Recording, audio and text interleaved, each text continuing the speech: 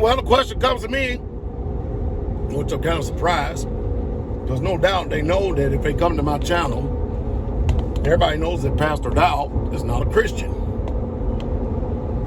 I'm an Israelite.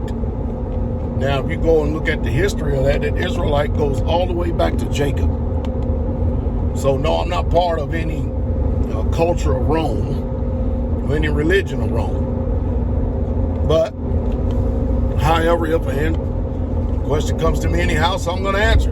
Pastor Dowell, why are men leaving the Christian church? First of all, I don't know. I'm not in the Christian church. From outside looking in, I think the reason why men leave or are leaving the Christian church and have left the Christian church is because the Christian church is too effeminate. I think that it's loaded with feminists, and it's obvious that a man is definitely not going to, if he's a man, he's definitely not going to sit there and listen to a woman preaching to him. That ain't going to happen. And it's crazy because you look at the Christian church, I mean, that thing is about 80% women? Now, I can talk about where I'm at, where I pastor, straightway as a whole. It's amazing when you see it, because the assembly is like 70% men, 30% women. And I know people find it hard to believe, but we have weddings all the time where virgins are getting married all over the place. As a matter of fact, I just got finished counseling with one who was she's a 43-year-old woman that is a virgin. She makes 6 figures, and she was determined she was going to keep herself until the right man came along. And that right man didn't come along until she got into this ministry. Mind you, grew up in holiness too all her life. She got in this ministry and came down and seen that there's men, real men. I'm talking about straight, well, he was straight up men and warriors that believe in duty and responsibility. You know, I don't know. I guess people call it whatever you want. I do know one thing. The book instructs us to seek for the old paths and look for them, search for them. And when you find them, you find rest for your souls. But I can tell you one thing, from the outside looking in, Christianity is just too effeminate. It's it's loaded with feminism. First of all, there ain't nothing true about it in the first place. I mean, they get everything that they got from our scriptures, my people's scriptures. But nevertheless, I wouldn't advise anybody to even step one foot in those things unless we're doing the teaching and the leading of the guiding. I mean, I'll give you an example. All right. It was a couple of years ago. I went to Green Bay, Wisconsin. All right.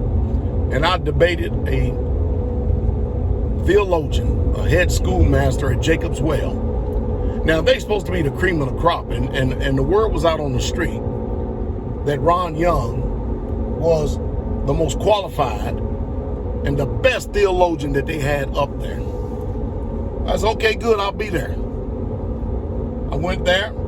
Probably about 150 Israelites came up there and showed up with me. We sat there at Jacob's Well. I'm going to put you on the map, Jacob's Well.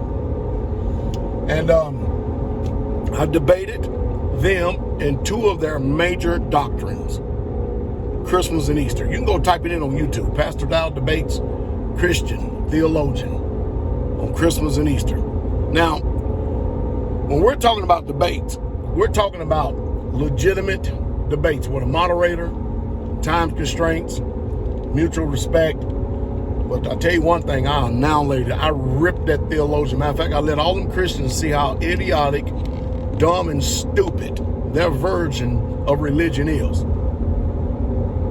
I came with so much facts, resources, and truth. I'm still utterly amazed that people can still listen to that debate and still be a Christian. After I literally exposed it for the sun-worshiping satanic paganism that it is. Utterly remarkable and amazing. But go check it out. You're going to see me, Pastor Dowell, uneducated, uncouth, unpolished. I don't have degrees and all this old other stuff around me. I just don't have that stuff. If you understand me, I literally just don't have that stuff. But nevertheless, if you go there, you're going to watch this little Israelite preacher right here annihilate what they call the best of their theologians in debate. And mind you, it wasn't like these things that you see online where people are hollering and screaming at each other, or they standing in the same pulpit and they screaming and hollering at each other trying to figure out who has the best point. That's not debate. That is not true debate. True debate has an order to it. There's some intelligence to it. But I know one thing, a lot of men in this ministry right here, they come here and they go, wow, I've never in my life ever seen women like this. You know, they have put so much trash and garbage in these women's minds today to make them think that they're equal with men. It's not the case. It's amazing. They only want equality when it suits them. But they'll take the favoritism.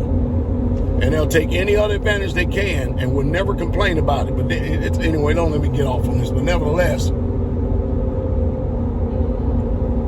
women in our ministry, they're not preachers. They're not teachers. No, they may be homeschool teachers, but they're not teaching the word. They're not usurping authority over man. They are silent in the assembly, just like the Bible says. You know, some of us obey it. Our women are submissive, agreeable, loving, tender, feminine, kind, sweet. You know, all the virtues and traits the way that a woman would be.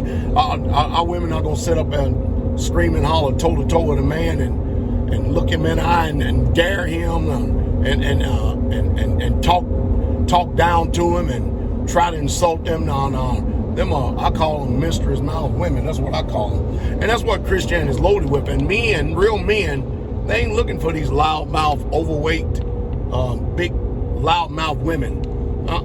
No. Tell you what, this generation right here is going to be one of the greatest generations that go down in history, where women are by a big percentage. By the time they get in their 50s and 60s, 70s, they're going to be left with a cat or a dog. That's going to be the only companion that they have. The only one going to sit around. That's only because they can't talk back. But I myself personally can't see the reason why a man, a real man, especially if he's a man of truth, I can't see the reason why he would ever even think about any flavor of Christianity in any way, shape, fashion, or form. It's just a religion of lies. And if he's a real true man, he's tired of that mess.